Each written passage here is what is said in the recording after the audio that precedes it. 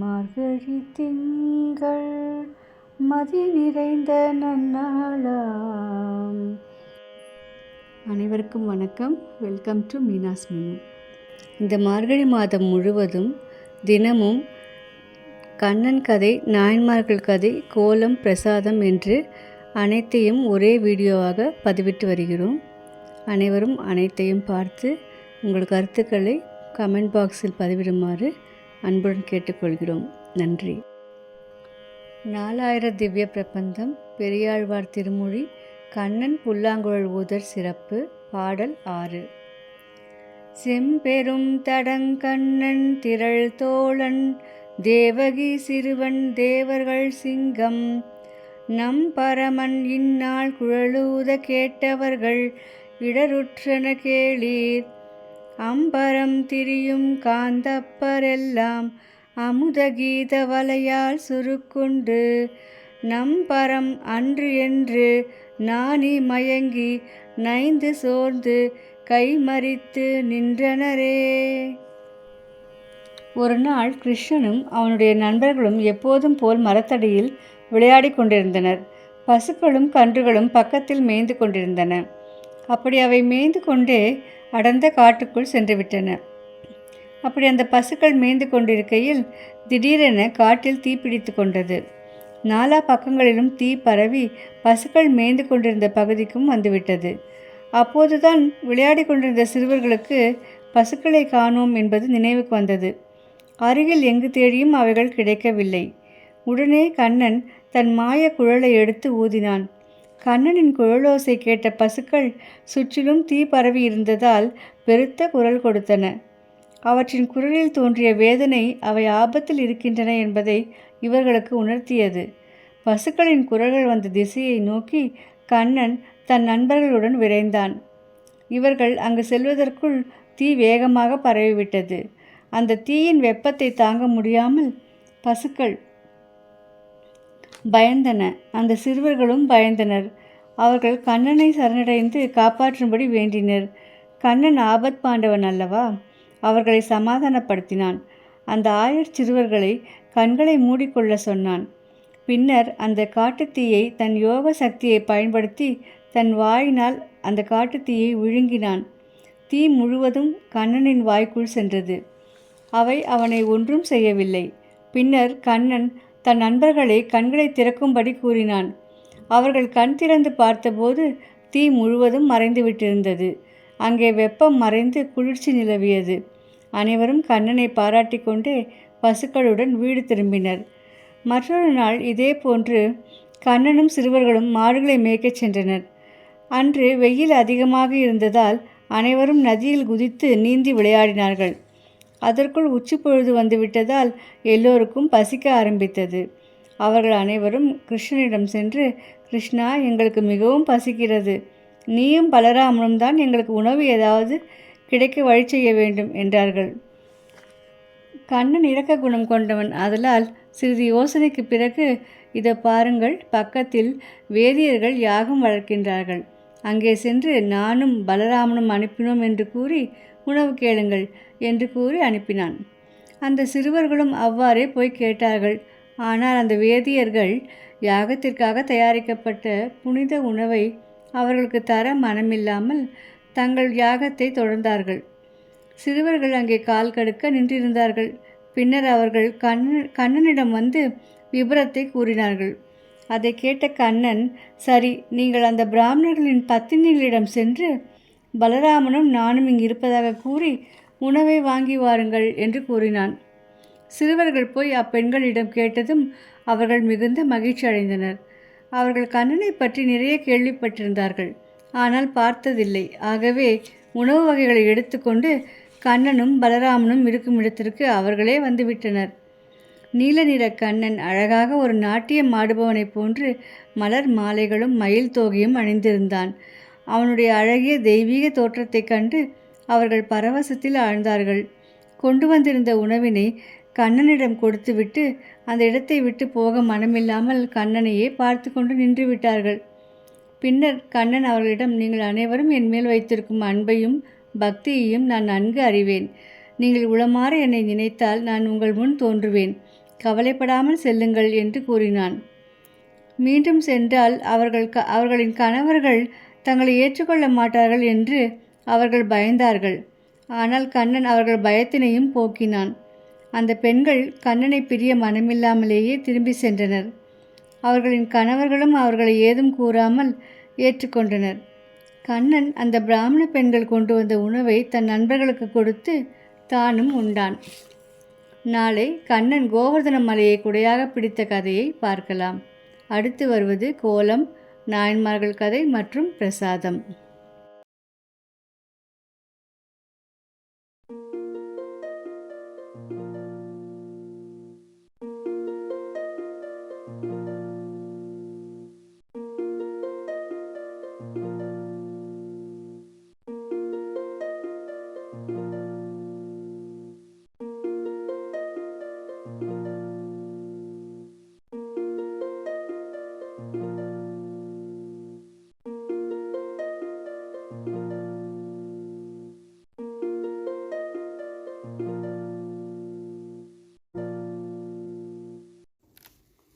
இன்று திருநாவுக்கரசர் அருளிய மாதர் பிறை கண்ணியானை என்ற பதிகத்தை பார்க்கலாம். மாதர் பிறை கண்ணியானை மலையான் மகளொடும் பாடி போதொடு நீர் சுமந்தேத்தி புகுவார் அவர் பின் புகுவேன். யாதும் சுவடுபடாமல் ஐயாறு அடைகின்ற போது காதன் மடைப்பிடியோடும் களிறு வருவன கண்டேன். மீதி பாடலை டிஸ்கிரிப்ஷன் பாக்ஸில் படிக்கலாம். நேற்று ருத்ர பசுபதி நாயனாரை பற்றி பார்த்தோம். ருத்ர பசுபதி நாயனார் அருமறை பயனாகிய ருத்ரத்தை தூய அன்புடன் தினமும் ஓதினார். சிறந்த மந்திரத்தை குழைந்த உள்ளத்துடன் நீரில் நின்று கூப்பிய கையுடன் ஒருமனதாக ஜபித்ததால் இறைவன் மகிழ்ந்து திருவருள் புரிந்தார். இன்று திருநாளை போவார் என்னும் நந்தனாரை பற்றி தெரிந்து கொள்ளலாம். சோழ நாட்டில் வயல் வளம் நிறைந்த செழுமையான ஊர் ஆதனூர். இந்த ஊரில் சிவபெருமான் திருவடியில் நீங்காத அன்புடன் நந்தனார் என்பவர் வாழ்ந்து வந்தார். பிறந்துணர்வு தொடங்கிய பின் பிறைக்கண்ணி பெருந்தகையால் சிறந்த பெருங்காதலினால் செம்மைப்புறு சிந்தையராய் மறந்தும் அயல் நினைவின்றி வருபிறப்பின் வழிவந்த அறம்புரி கொள்கையராயே அடித்தொண்டின் நெறி நின்றார். சிவபெருமானுடைய திருக்கோயில்கள் தோறும் சென்று பேரிகை, மத்தளம் முதலிய வாத்திய கருவிகளுக்கு தோலும், கட்டுவார்களும், யாழ், வீணை முதலிய வாத்தியங்களுக்கு நரம்புகளும் பெருமானுடைய திருமேனியில் பூசுவதற்கு கோரோஜனையும் தருவார். தம்மால் இயன்ற சிவ தர்மங்களை செய்து திருக்கோயிலின் முன் நின்று பேரன்பு மிகுதியால் இறைவனை என்புருகி பாடுவார். பெரிய புராணம் இசைத்தமிழில் இறைவனை பாடியவர்கள் என்று 4 பேர்களை கூறுகிறது. திருநாளை போவார், ஆனாய நாயனார், திருநீலகண்ட யாழ்ப்பாணர், பரமணியே பாடுவார். திருப்புன்கூரில் எழுந்தறியுள்ள சிவலோகநாதரை சேவிக்க வேண்டும் என்று தீராத ஆவல் கொண்டார். மிகுந்த அன்புடன் புறப்பட்டு திருப்புன்கூர் சென்று கோபுர வாயிலில் நின்றார். அங்கு இருந்த நந்தி தேவர் சிறிது உயரம். அதனால் சிவலிங்கம் தரிசனம் ஆகவில்லை. உள்ளம் மிக வருந்தினார். அன்பரது வருத்தத்தை நீக்க இறைவன் நந்தி தேவரை விலகுமாறு செய்து நந்தனாருக்கு காட்சியளித்தார். எம்பெருமானை கண்ட நந்தனார் மகிழ்ந்தார், தொழுதார், அழுதார், பாடி ஆடினார். கோயில் மேற்புறம் உள்ள பள்ளத்தை குளமாக வெட்டினார். பின் ஆதனூர் வந்தார். சிவ தலங்கள் தோறும் சென்று தொழுது திருத்தொண்டு புரிந்தார். தில்லை சிதம்பரம் சென்று கனகசபையில் ஆனந்த தாண்டவம் புரியும் அம்பலவாணரை சேவிக்க வேண்டும் என்ற அவா உண்டானது. அல்லும் பகலும் தில்லை அம்பலத்தையே நினைத்து உருகினார். தன் பிறப்பை நினைத்து நான் தில்லைக்கு போக முடியாது என்று நினைப்பார். ஆனால் ஈசன்பால் எழுந்த எல்லையில்லாத அன்பினால் மீண்டும் நாளை போவேன் என்று ஆவலாக இருப்பார். பொன்னம்பலத்தை நினைத்து உருகுவார். நடராஜமூர்த்தியை இடையராது தியானித்து வந்தார். நாளை போவேன், நாளை போவேன் என்ற ஆவலினால் கூறியதனால் திருநாளை போவார் என்ற திருநாமம் பெற்றார். இப்படியே பல நாட்கள் கழிந்தது. ஒரு நாள் ஈசனை காணும் பெரும் ஆவல் உந்தி தள்ள புறப்பட்டு சிதம்பரம் வந்தார். ஆனால் கோயில் வெளியே நின்று உன்னை கண்டு கழிக்கும் பேறு பெறவில்லையே என்று இறைவனை துதித்து பாடி உருகி நின்றார். இறைவனின் தூக்கிய திருவடியை காணும் பாக்கியம் இல்லை, உன்னை காணாது நான் எப்படி வாழ்வேன் என்று கோவிலை வலம் வந்து கொண்டிருந்தார்.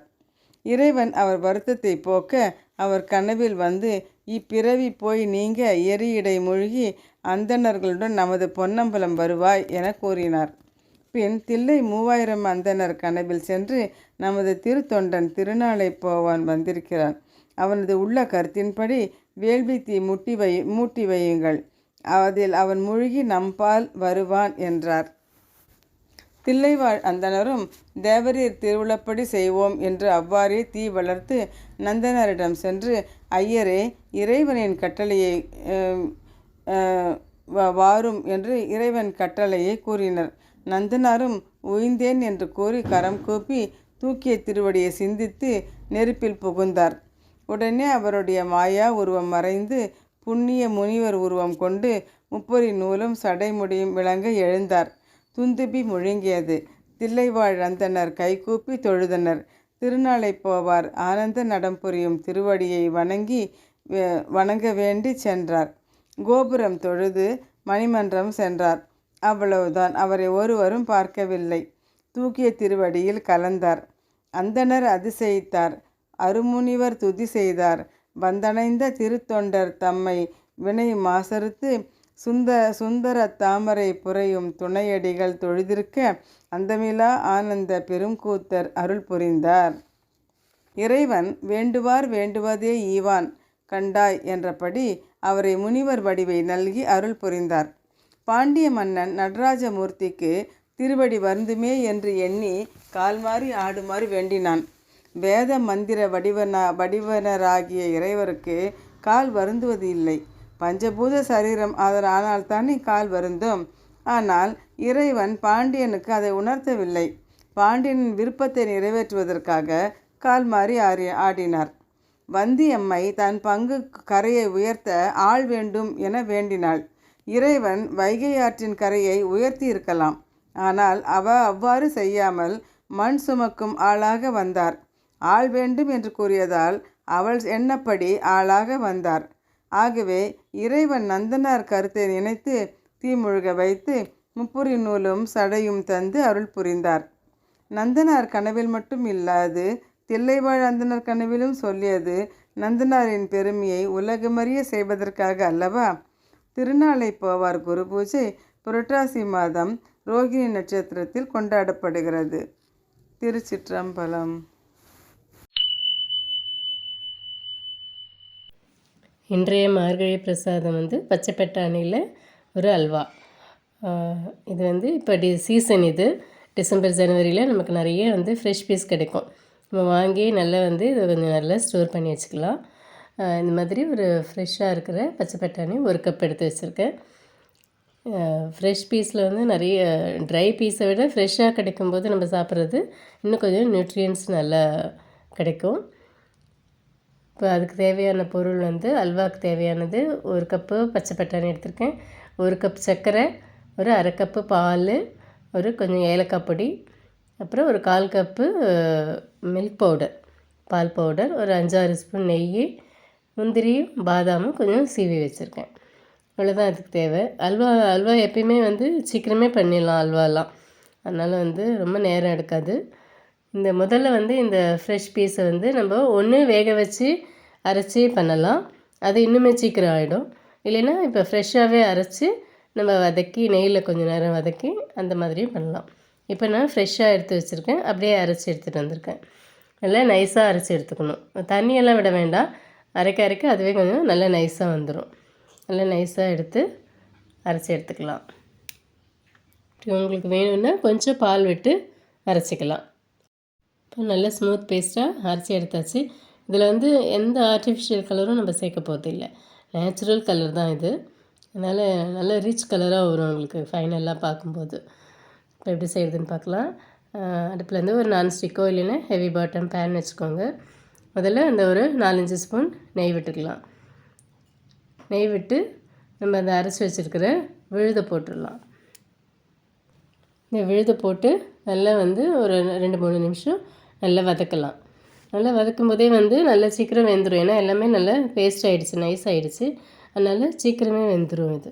இந்த நெய்யில் வதக்கும் போதே வந்து முக்கால்வாசி வெந்துடும் இது. நல்லா 2-3 நிமிஷம் வதக்கலாம். வதக்கின உடனே வந்து அந்த நெய் எல்லாமே வந்து அப்சர்வ் ஆகிக்கும் அதில். நல்லா இப்போ பாருங்கள், அப்படியே நல்ல அந்த நெய்யே இல்லை, எல்லாத்தையும் இழுத்துக்கிச்சு. கலரும் வந்து நல்லா வந்து உங்களுக்கு நல்ல க்ரீனிஷ் கலர் வந்திருக்கு பாருங்கள். நீங்களே பண்ணி பார்த்தீங்கன்னா உங்களுக்கு தெரியும், ரொம்ப நல்லாயிருக்கும் டேஸ்ட்டு எல்லாமே. இப்போ நம்ம எடுத்து வச்சுருக்கிற 1/2 கப் பாலை சேர்த்துடலாம். பால் சேர்த்து இப்போயே கூட நீங்கள் வந்து மில்க் பவுடர் சேர்த்துக்கலாம், அதனால் ஒன்றும் தப்பில்லை. நான் கொஞ்சம் இதை நல்லா அப்சர்வ் ஆனோடனே மில்க் பவுடர் சேர்க்க போகிறேன்.